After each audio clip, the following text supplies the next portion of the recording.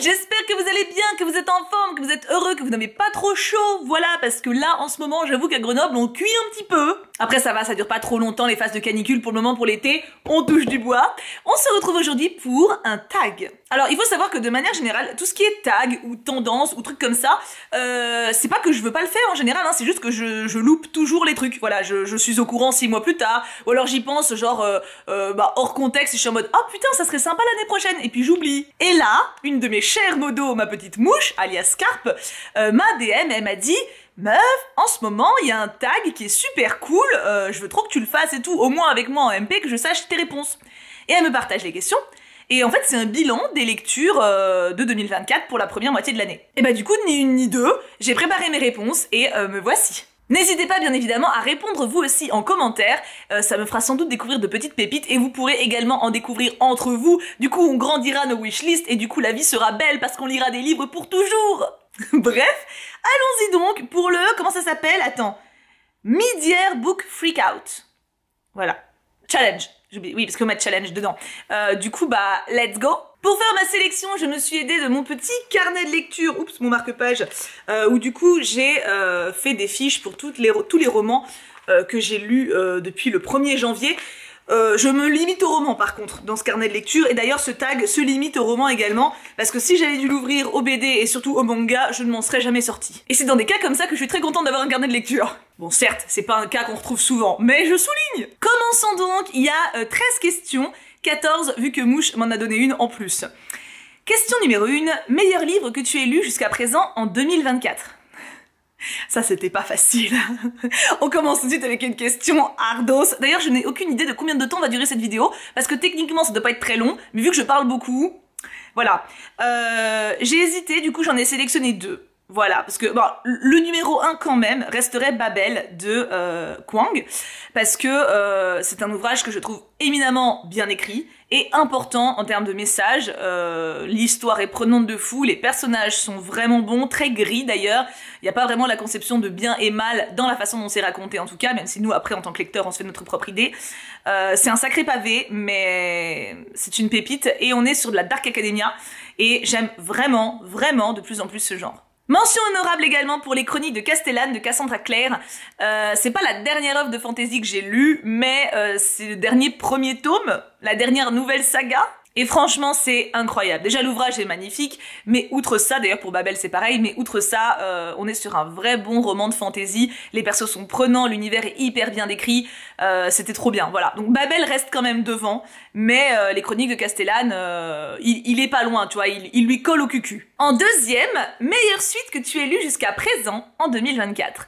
Alors c'est drôle parce que je voulais tourner ce tag la semaine dernière, à la base, et en fait, j'étais en train de lire Nevernight tome 3, mais j'étais vraiment genre dans le premier tiers. Et du coup, j'étais en mode, c'est couillon. Je vais attendre d'avoir terminé Nevernight pour savoir si ça sera ça, tu vois. Et bah c'est ça. Sans problème. En plus, j'ai lu les tomes 2 et 3 en 2024. Les deux sont excellents. J'ai mis 20 aux 3 tomes de cette saga. Lisez Nevernight. Vraiment. Alors c'est de la fantasy adulte, je précise bien adulte. Il y a du sexe, il y a des morts. Le langage est très fleuri, n'est-ce pas? Ça me fait beaucoup penser au Salaud gentilhomme de Scott Lynch, qui est une saga de fantasy que j'idolâtre. Il y a un franc-parler, une vulgarité, mais c'est pas une vulgarité parce que l'auteur c'est pas écrit, c'est les personnages qui sont dans un contexte social qui légitime cette façon de parler, et ils sont over attachants. C'est une saga, elle est incroyable. Lisez Nevernight pour l'amour du ciel, c'est vraiment genre, waouh. Je vais pas trop en parler parce que j'ai pas encore fait l'update lecture dessus. De toute façon, tous les titres dont je parle là, ou ça passe dans le prochain update, ou mon avis est déjà sorti dans les updates précédents, donc n'hésitez pas si vous voulez en savoir plus à aller voir mes précédentes vidéos sur la chaîne principale.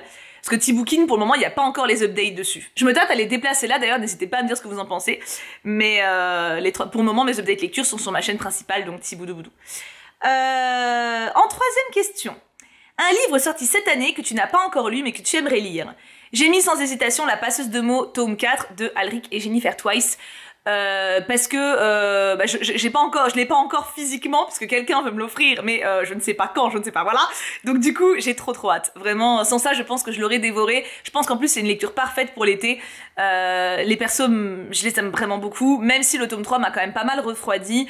Ça reste une saga dont j'ai envie de lire la suite, même si je sais déjà que ça va être un pavé de la muerte. Donc j'ai hâte et en même temps, j'appréhende un petit peu, mais j'ai quand même surtout très hâte. Et j'ajoute également Ces prières que je fais dans le noir de Neil Gaiman. Lui pour le coup je l'ai dans ma palle, mais j'attends d'avoir le mood pour le lire, parce que je sais que c'est une saga qui est géniale, on est sur des adolescents dans un genre pour le coup contemporain, mais c'est triste, voilà, ça aborde des sujets qui sont compliqués, et il y a des moments où j'ai envie de lire ça, des moments où c'est pas le cas, là pour le moment je suis pas en phase ce type de lecture, mais j'ai hâte d'y être pour pouvoir le sortir de la palle et le dévorer, comme j'ai dévoré ses deux prédécesseurs. C'est très ogresse dit comme ça.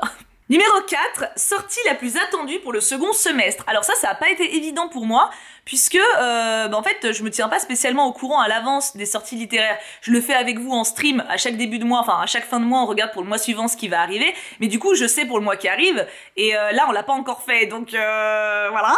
Mais du coup j'ai quand même bien sûr noté Mémoire de la forêt tome 4 de Michael Brun-Arnaud, il sort en octobre, le 9 octobre. Lui voilà, c'est la fin d'une saga que j'aime énormément, un roman jeunesse, enfin une saga jeunesse qui est très touchante, très belle et en même temps très adulte sur plein de points, un peu comme Le Petit Prince, tu vois, en termes d'énergie. Et j'ai aussi noté la suite de Dark Rise de Pacat qui sort en septembre, donc j'en ai quand même trouvé 2, grâce à Alice d'ailleurs que je remercie, parce que quand j'ai vu la question, je l'ai DM, j'ai fait meuf, toi qui sais toujours tout sur les sorties littéraires, surtout d'ailleurs, elle est au courant de tout, je sais pas comment elle fait, elle sait les sorties des films, des séries, des livres, voilà.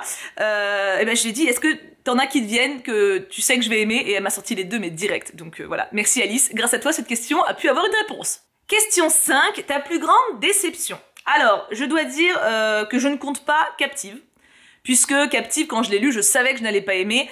Si vous voulez mon avis détaillé, j'ai fait un vlog lecture qui est sorti il y a pas très longtemps sur cette chaîne, n'hésitez pas, il fait 50 minutes, voilà, vous aurez mon avis détaillé de pourquoi je n'aime pas ce livre.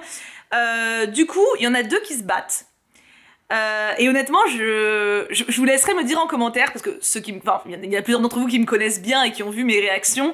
Il y a Lightlark tome 2 d'Alex Astor, qui m'a vraiment fort dépité, parce que j'ai trouvé les personnages bêtes, et mais vraiment bêtes, et l'intrigue plate. C'était une déception de A à Z. Mais il y a aussi Le sang et la cendre de Jennifer Armentrout. Et lui, j'ai eu plus de seum, parce qu'en fait j'ai adoré le début. Et le dernier tiers est une catastrophe. Du coup, qu'est-ce qui est le pire? Qu'est-ce qui est le plus décevant? Genre le début comme ça et la fin qui se ramasse, mais au moins j'ai adoré le début. Donc ça veut dire quand même que la lecture a été agréable, ou le second qui était pas bon tout du long, quoi. Parce que la déception, elle m'a fait mal, hein. Le sang et la cendre, j'ai pesté dessus en stream pendant genre 3 semaines. Vraiment, la pilule était là, tu vois, genre vraiment, parce qu'en fait, je me suis attachée au perso, tu vois.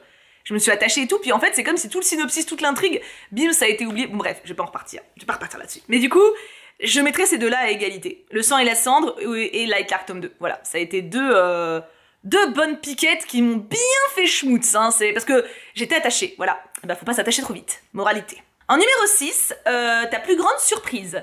Du coup, bon, bah il y a Le sang et la cendre, hein, si on va par là, puisque bah du coup j'ai adoré le début, et encore une fois la fin, vlam dans ta gueule, mais pas un peu, hein.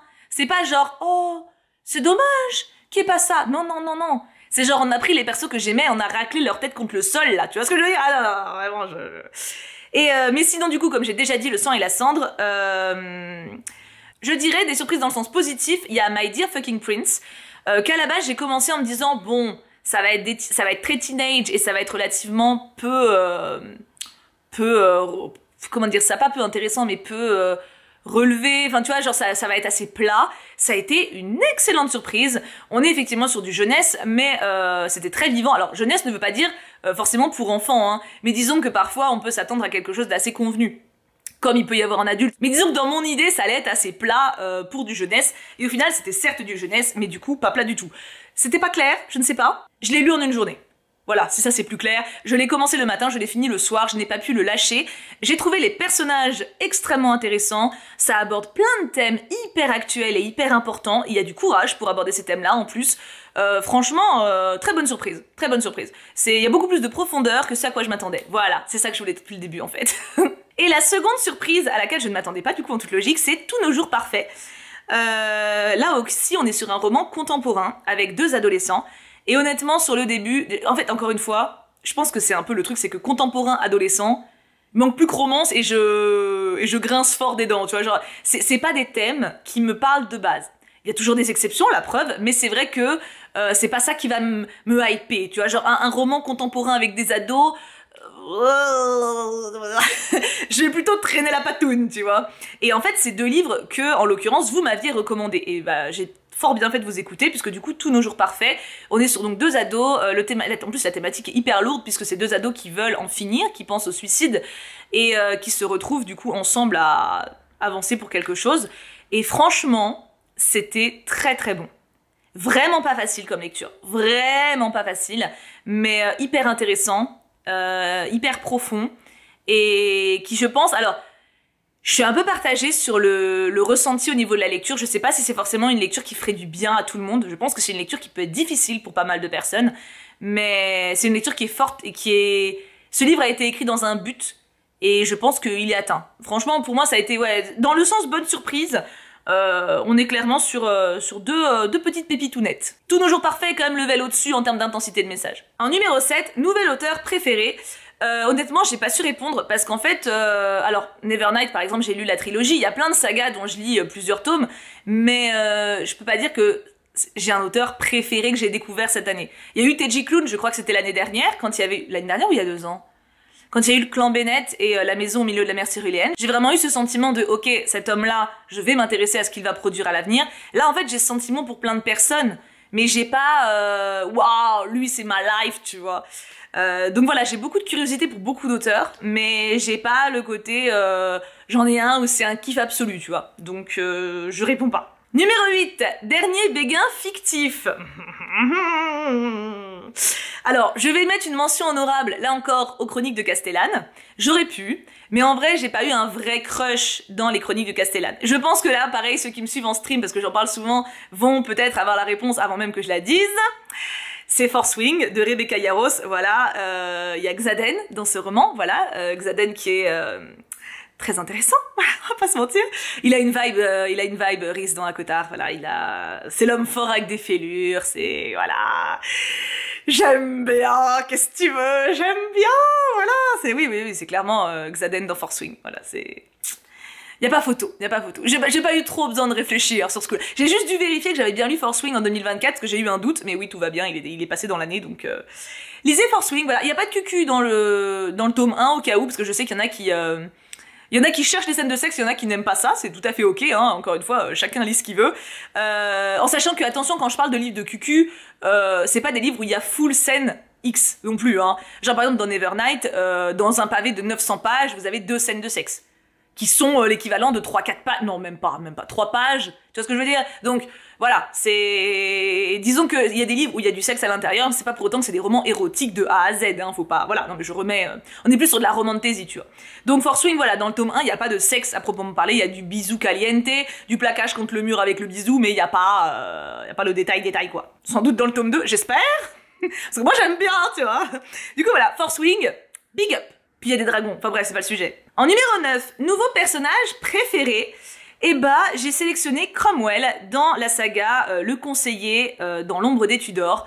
J'ai lu pas mal de romans historiques cette année, vraiment pas mal, entre autres, et j'ai trouvé que Cromwell, il y avait vraiment quelque chose de fou avec cet ouvrage, avec cette saga. Pareil, il manque le dernier tome, que d'ailleurs je vais aller m'acheter bientôt, je pense. C'est une trilogie, et j'appréhende de lire le dernier tome parce que bah, du coup ça va être la fin de sa vie et je sais que ça va me briser le cœur. Je trouve vraiment que ce roman, il a eu comment dire ça, il a eu le talent de nous montrer un humain donc qui a réellement existé, qui était le conseiller principal d'Henri VIII pendant un certain nombre d'années, et de nous montrer un humain qui n'est pas parfait. Alors, le roman est quand même de son côté, dans le sens où on est dans sa tête, du coup, bah forcément, il pense bien agir, mais en même temps, on voit aussi quand il fait des trucs qui sont pas ouf, et nous, en tant que lecteurs, on peut le condamner pour ça. Maintenant, je trouve que c'est hyper cool de mettre en avant des personnes comme ça qui étaient dans les comment on dit ça, dans les alentours, dans l'entourage des rois ou des personnalités importantes, puisque bah c'est souvent eux qui ont vraiment fait l'histoire. On retient les rois parce que c'est les visages, les vitrines, mais ceux qui sont derrière, c'est eux qui bossent. Et bah typiquement Cromwell, rien que la charge de travail qu'il assumait, c'était dingue, puisqu'il a fait en Angleterre. C'est grâce à lui, en grosse partie, que l'Angleterre a été protestante. Enfin, a rompu avec la papauté. Il a œuvré avec ça.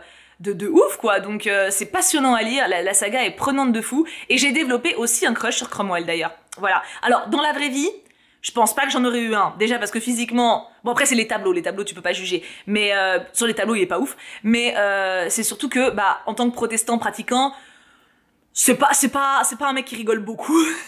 On va dire que les protestants carrés de l'époque, ça joue pas des masses, tu vois, c'est rigoureux, voilà, donc je suis pas sûre qu'on serait beaucoup entendu, mais je suis très impressionnée par son intelligence et par tout ce qu'il a fait, et vraiment cette trilogie, ouais, elle me bâme de ouf, donc Cromwell est clairement devenu alors c'est un personnage, il a vraiment existé, mais c'est vraiment il m'occupe la tête, il m'occupe l'esprit, alors que là, le dernier tome, je l'ai lu, enfin le deuxième tome, je l'ai lu il y a plusieurs mois maintenant. Il reste toujours dans un coin de mon esprit et c'est devenu un peu une référence pour moi sur plein de points. Donc hyper intéressant. Vraiment, je recommande très très fort si vous voulez du roman historique.